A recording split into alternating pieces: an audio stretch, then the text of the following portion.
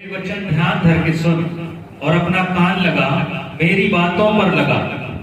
इनको अपनी आंखों की ओट ना होने दे, वरन अपने मन में धारण कर, क्योंकि जिनको वे प्राप्त होती हैं वे उनके जीवित रहने का और उनके सारे शरीर के चंगे रहने का कारण होती है। Hallelujah, praise the Lord. तो वचन में ऐसा लिखा है, हे मेरे पुत्र मेरे वचन ध्यान धर के सुन। तो वचन को जब भी हम सुनते हैं तो पूरे ध्यान से सुनना चाहिए।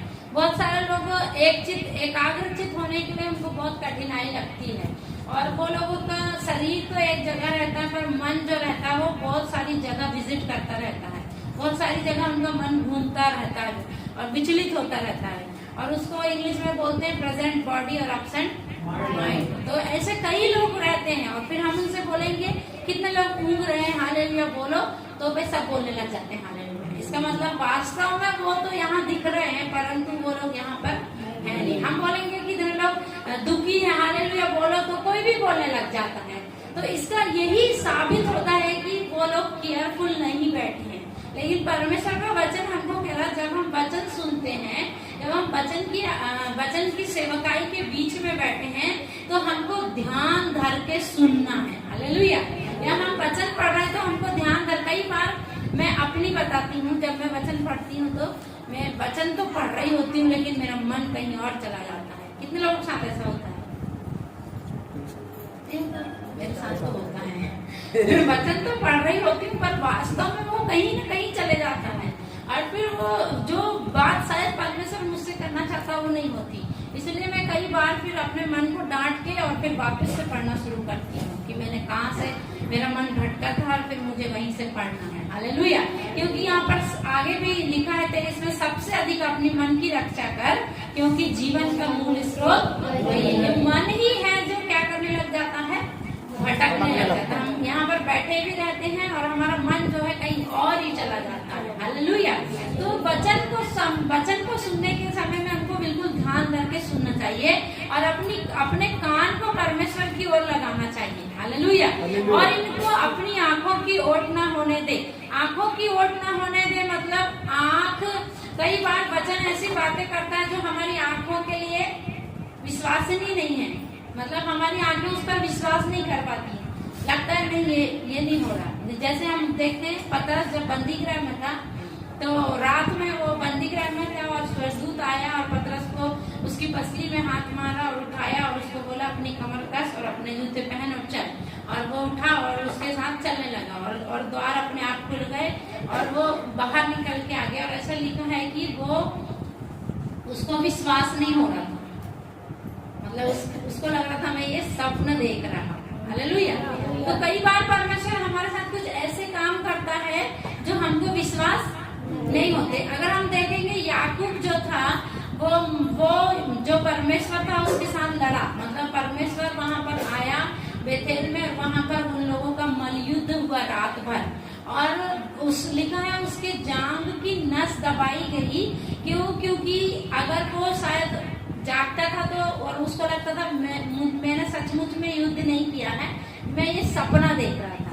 लेकिन लिखा उसकी जांघ की नस ऐसी दबाई गई कि वो जीवन भर लंगड़ा के चलता रहा, और उसको स्मरण रहा कि मैंने परमेश्वर का दर्शन पाया और परमेश्वर के साथ मैंने लड़ाई की। मतलब वो लड़ाई इसलिए कर रहा था कि मुझे तू आज आशीष दे करके जाना है ना। तो इसलिए वो परमेश्वर के साथ में मलयुद्ध कर रहा था। और सुबह होने लगी थी तो सदूत बोला, परमेश्वर का जो दूत था वो परमेश्वर ही था, और उसने बोला मुझे जाने दे। और उसने बोला जब तक आशीष नहीं देगा तो नहीं जाने। फिर परमेश्वर ने उसको आशीष दी हालेलुया।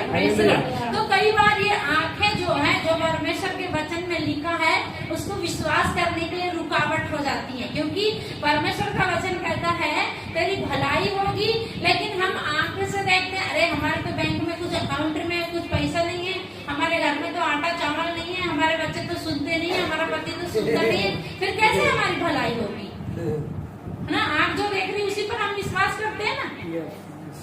इजराइल में भयंकर अकाल था, और भयंकर अकाल के बीच में एलिशा बोलता है कल ही के दिन यहाँ पर इजराइल में सब कुछ सस्ता बिकेगा। भयंकर अकाल में कुछ सस्ता नहीं मिलता। अभी हमने देखे लॉकडाउन में कितना लोग धांधली कर रहे थे ना, कुछ जो सस्ता है वो भी महंगा दे रहे थे। कितने लोगों देखे थे ना, क्योंकि ये होता वास्तविक था। तो इजराइल में भी भयंकर अकाल था, और भयंकर अकाल सब लोग देख रहे हैं, भयंकर अकाल है। लेकिन परमेश्वर का दास एलिशा बोलता है कल के दिन यहाँ पर सब कुछ सस्ता मिलेगा। हालेलुया। विश्वास करना कठिन। आपको क्या दिख रहा है? अकाल दिख रहा है। आपको क्या दिखता है? अकाल है। कहाँ से सस्ता मिलेगा सब कुछ? और एक दिन में कौन सा चमत्कार हो जाएगा? ऐसा लगता है ना? लगता है कि नहीं लगता है? तो बाइबल ऐसी पुस्तक है जो आपकी आंखों के लिए कई बार आपको लगेगा यार कुछ तो अच्छा नहीं है, बाइबल ऐसा बोलती तेरे साथ सब अच्छा हो जाएगा। तो आपको जो दिखाई दे रहा है आप उसी पर विश्वास करते हैं। लेकिन वास्तव में परमेश्वर क्या बोलता है? धन्य है वे जो बिना देखे विश्वास करते हैं। हालेलुया। किनको धन्य बोलता है परमेश्वर? हालेलुया। तो परमेश्वर का वचन आपको जो बोलता है उसका विश्वास करना, अपनी आंखों को उसमें रुकावट नहीं बनने देना है। और फिर जैसा एलिशा ने कहा था, हम देखते हैं एक जो व्यक्ति था जो राजा के हाथ में तकिया करता था, वो कहता है यदि स्वर्ग का परमेश्वर भी उतर आए और आकाश के झरोखे भी खुल जाए तो ऐसा नहीं होने वाला हुआ। ये अविश्वासी लोग होते हैं, क्योंकि वो लोग सिर्फ आँख की देखी बातों पर विश्वास करते हैं। किस चीज पर?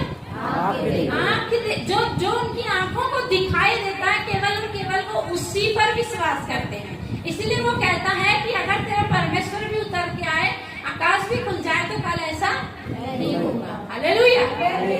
एलिशा बोलता है कि तू तो देखेगा जरूर से, लेकिन तू उसमें से खाने नहीं पाएगा। हालेलुया।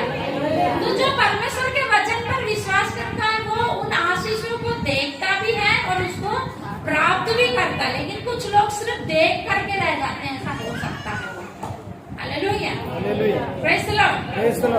परमेश्वर की आत्मा ने संडे के नहीं रात में उस दिन हॉल नाइट प्रेयर में कहा है जो व्यक्ति आंसू बहाता है लोगों के लिए, वे लोग जरूर आपके साथ में आएंगे और आप आगे होंगे और वो पीछे खड़े रहेंगे। हालेलुया।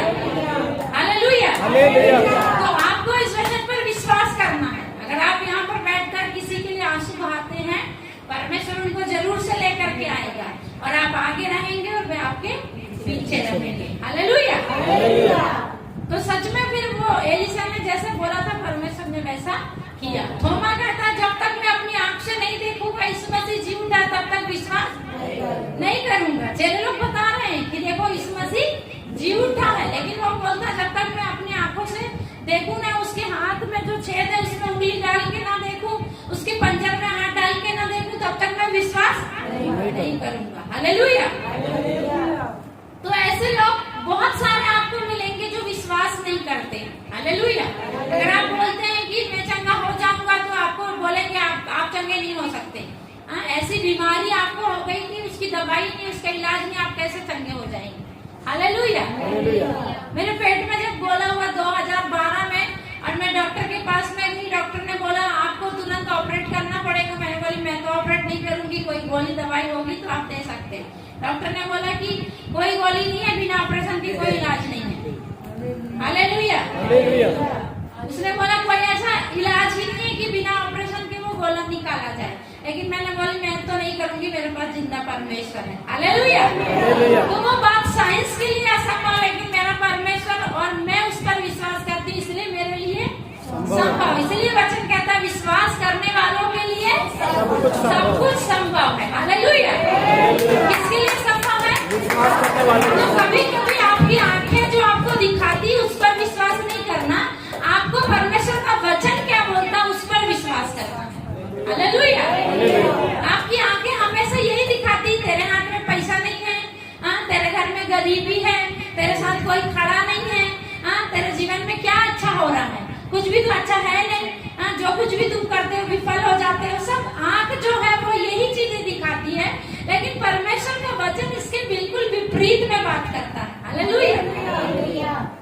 परमेश्वर का वचन आप जब पढ़ेंगे तो एकदम हट के आपको मालूम चलेगा कि परमेश्वर देखो कितना अलग बात करता है। जब इजरायली निकल करके आए इजराइल से और देखे उन्होंने कि इजरायली मिस्र में से निकल कर आए और मिस्र से निकल के आने के समय में जब लाल समुद्र के आगे आकर खड़े हो गए तो वो